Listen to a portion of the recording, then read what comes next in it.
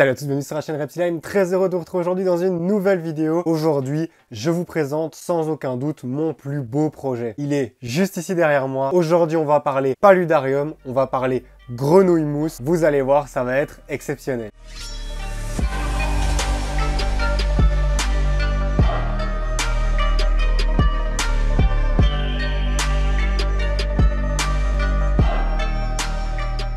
Comme vous l'aurez compris ici, on est sur un nouveau terrarium, un 40-40-60 de chez Reptizo, qui est une marque qu'on propose depuis récemment chez Reptile Mag. C'est pas du tout sponsorisé, même si j'aimerais beaucoup. Reptizo, si vous passez par là et que vous voulez collaborer avec moi, je suis hyper ouvert. Parce qu'honnêtement, leurs terrariums sont vraiment au top. Tous les petits détails auxquels ils ont pensé, même la grille au-dessus est de très bonne qualité. Franchement, c'est des super terrariums. Ici, je voulais les tester grâce au magasin et j'ai du coup décidé de monter un projet pour des rainettes, parce que c'est une dimension qui est parfaite pour des rainettes de petite taille ou de taille moyenne. Évidemment, vous savez que je suis un passionné de reptiles évidemment, d'amphibiens, mais surtout de rainettes. Et il y a une espèce de rainette que je voulais depuis plusieurs années. Et puis j'en ai vu à la bourse aux reptiles de Béthune il y a quelques mois où j'avais croisé certains d'entre vous. Et le fait d'en voir m'a retenté sur l'espèce. Il s'agit donc des grenouilles mousses Teloderma corticale. Je vais vous faire évidemment une petite présentation de l'espèce en deuxième partie de vidéo. Mais le principal sujet d'aujourd'hui, ça va être comment est-ce que j'ai monté ce paludarium. Mais vous allez voir que les deux sont liés ensemble puisqu'évidemment le terrarium a été monté pour des grenouilles mousses, pour répondre au maximum à leurs besoins. Ces grenouilles mousses, du coup, quand je les ai vues à Béthune, j'avais pas encore le terrarium, j'avais pas encore le moyen de les avoir, mais elles m'étaient bien restées en tête, et du coup, j'ai aménagé tout ce décor. Et lorsque je suis retourné à la dernière bourse de Houghton en septembre, et là j'ai pu me choper un petit groupe. Elles sont au nombre de 3, des jeunes individus, Athos, Porthos et Aramis. Elles sont vraiment super et honnêtement les bourses, en particulier pour des espèces plus précises et un petit peu plus rares comme ça, il y a vraiment rien de mieux. Ce qu'il faut comprendre justement avec les grenouilles mousses, c'est qu'elles ont un mode de vie assez particulier. Elles viennent de forêts primaires dans le nord du Vietnam, des zones qui avaient été très peu explorées et elles ont donc un style de vie très primaire. Elles sont assez différentes des autres rainettes qu'on va pouvoir trouver, que ce soit les rainettes africaines comme Mesiperolius ou des espèces amazoniennes comme les rainettes aux yeux rouges, etc. qui sont généralement des espèces purement arboricoles ou semi-arboricoles. Ici, cette espèce, sa particularité c'est qu'elle va vivre à la fois en hauteur dans les arbres, mais qu'elle va être également semi-aquatique. C'est-à-dire qu'elles ont besoin d'une surface d'eau importante en même temps que d'avoir des branches en hauteur et des zones pour évoluer. Et du coup, pour ce terrarium, j'avais vraiment envie d'avoir quelque chose de magnifique, mieux que ce que je pouvais faire habituellement. Et pour ça, j'ai fait appel à un ami passionné. C'est l'avantage d'avoir des potes qui ont un vrai talent pour la décoration et pour les plantes. Et pour ça, vous le connaissez déjà, j'ai évidemment fait appel à Benoît. Quand on voit la beauté de cet terrarium, c'était vraiment la personne à aller demander conseil. Et comme toujours, Benoît, incroyablement gentil et motivé, est venu m'aider à monter ce terrarium. On a vraiment réfléchi ensemble à plein d'idées, qu'est-ce qu'on voulait faire comme décor, les plantes, la partie aquatique, les décors, comment est-ce qu'on allait créer tout ça, et on a finalement monté ce projet à la fin de l'été dernier. La première chose à faire déjà quand vous voulez imaginer vos terrariums, c'est de vous baser sur l'environnement naturel duquel viennent vos animaux. En l'occurrence ici, je vous l'ai dit, forêt primaire du nord du Vietnam, des animaux qui vivent dans des cavités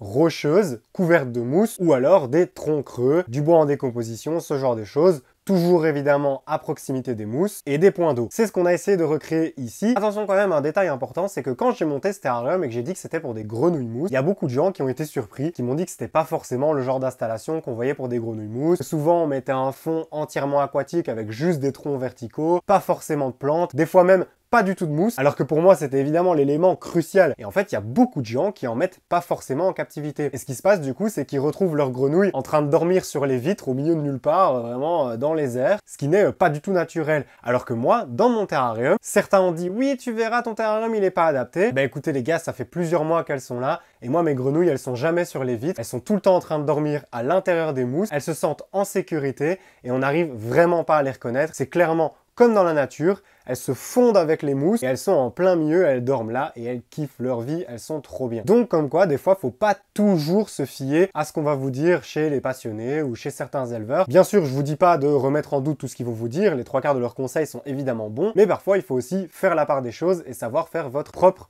intuition. Du moment que les animaux sont bien et que vous prenez pas de risques pour leur santé, il n'y a pas de problème. Donc ici, la première étape, ça a été de placer nos décors de fond, qui sont donc des décors en liège. Ce que j'aime bien avec ces décors, c'est que déjà, ils donnent un rendu assez naturel et en plus, ils ont une couleur foncée. Je trouve que ça donne beaucoup mieux, ça fait ressortir les plantes et les couleurs de vos animaux. Avec ce décor de fond, on a aussi utilisé des morceaux en plus qu'on est venu fixer à la verticale pour faire des genres de plateformes qui allaient nous servir à y faire reposer des branches ou des plantes. Ensuite, on s'est occupé du sol et donc surtout de la partie aquatique. Première chose, ça a été de réfléchir à quel endroit on va venir placer notre pompe. Dans ce paludarium, je ne comptais pas mettre de poissons ou d'espèces particulièrement aquatiques, tout simplement parce que le litrage n'était pas suffisamment important. Et en plus, on est sur une black water, c'est-à-dire une eau qui est pleine de tanins, donc on voit pas à travers, ça aurait servi à rien. Vous allez voir pourquoi l'eau est comme ça, on va y revenir par la suite aussi. Donc j'avais pas besoin d'un filtre de super qualité. L'essentiel c'était d'avoir une bonne pompe. Le reste de la filtration allait être assuré par le substrat notamment, et évidemment des changements d'eau assez réguliers. On est donc venu créer un petit compartiment à l'arrière afin de pouvoir camoufler notre pompe. Et puis on a rajouté par-dessus notre drainage, à savoir la pouzzolane. C'est de la pierre volcanique qui va être super pratique à la fois pour la filtration de notre partie aquatique et également comme drainage, qui va accueillir votre eau et ne pas la mélanger avec le substrat. On s'est servi de cette pouzzolane pour fabriquer un îlot sur toute la partie gauche, et là on a mis une bonne quantité. Faut pas hésiter à y aller parce que c'est ça qui va constituer la base de notre terrarium. Et grâce à des grosses pierres, on est venu délimiter notre berge, c'est-à-dire l'endroit qui allait dissocier la partie aquatique de la partie terrestre. Puis on a mis un filtre de jardinage et enfin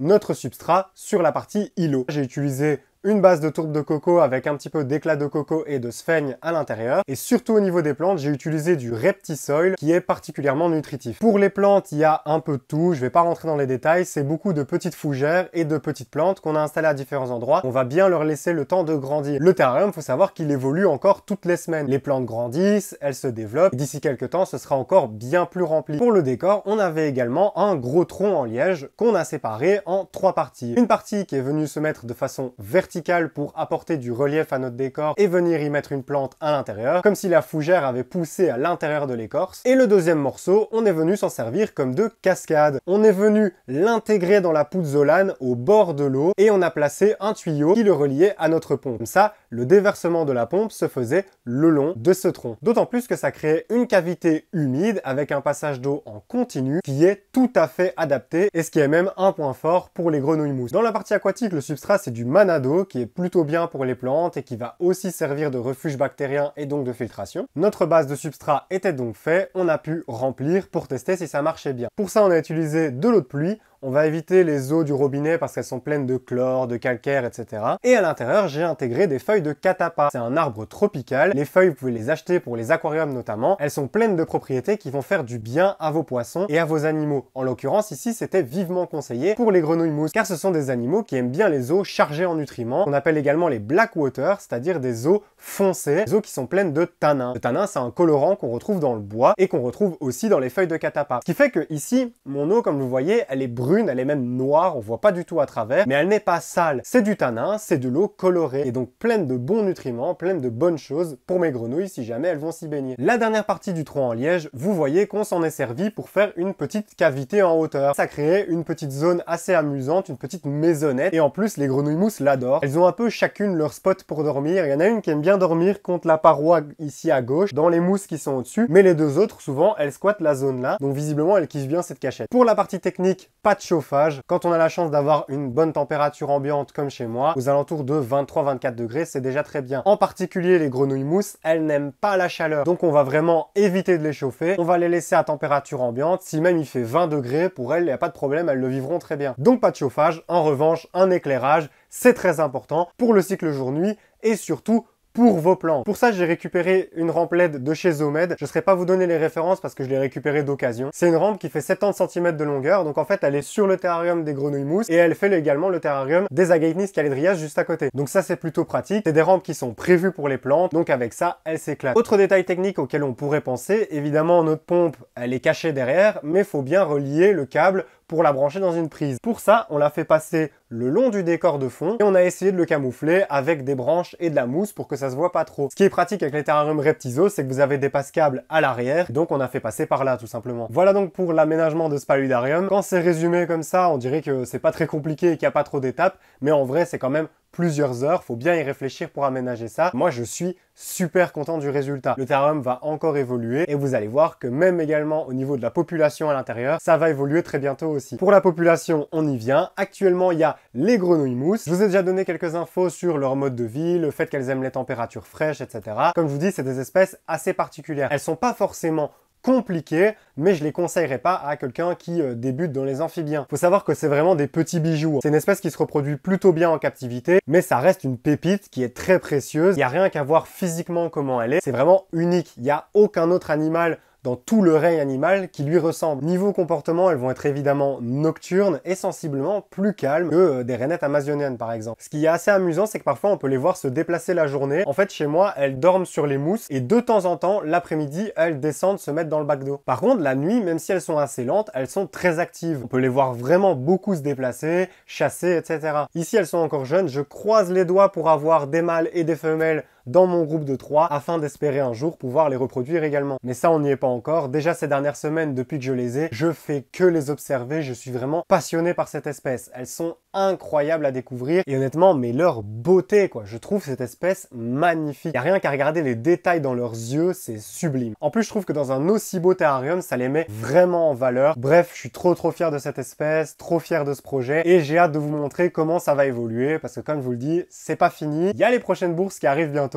Et du coup, si vous avez des questions sur ce projet ou sur cette espèce auxquelles j'aurais pas forcément répondu, n'hésitez pas à les poser en commentaire et je vous répondrai ou alors ça servira de sujet pour une prochaine vidéo. Évidemment, là, le but c'était de vous présenter le projet et rapidement l'espèce, mais d'ici quelques mois, je vous ferai vraiment un tuto complet sur les grenouilles mousses. Et là, ce sera vraiment centré autour de l'espèce et moins du décor. Donc ça, si ça vous plairait, n'hésitez pas à me le faire savoir. N'oubliez pas du coup le petit pouce bleu, le commentaire. Également, on n'oublie pas de remercier encore une fois Benoît pour son aide exceptionnelle dans ce terrarium et son frère qui était là aussi, qui nous a bien aidé. Vraiment, on le dit pas assez souvent, mais c'est une chance énorme de pouvoir se faire des amis dans cette passion, des gens qui partagent la même passion, avec qui on peut s'entraider, se motiver, se donner son expérience, toujours dans la compréhension, jamais dans le jugement. Pour ça, je les remercie beaucoup. Il n'y a pas que, il y a aussi d'autres personnes dont je vous parle parfois. Et même vous, ma communauté, j'ai beaucoup de chance, c'est que vous êtes généralement très positif, j'ai très peu de retours négatifs. Et voilà, petite minute remerciement. Et on va pouvoir du coup se laisser pour cette vidéo. N'oubliez pas aussi d'aller faire un tour sur mes réseaux sociaux que je mets toujours dans la description. Il y a du contenu en plus, notamment sur cette espèce, le terrarium, tout ça. Donc s'il y a même il y a des infos qui manquent, n'hésitez pas à aller voir. On se retrouve dans une prochaine vidéo, les semaines prochaines.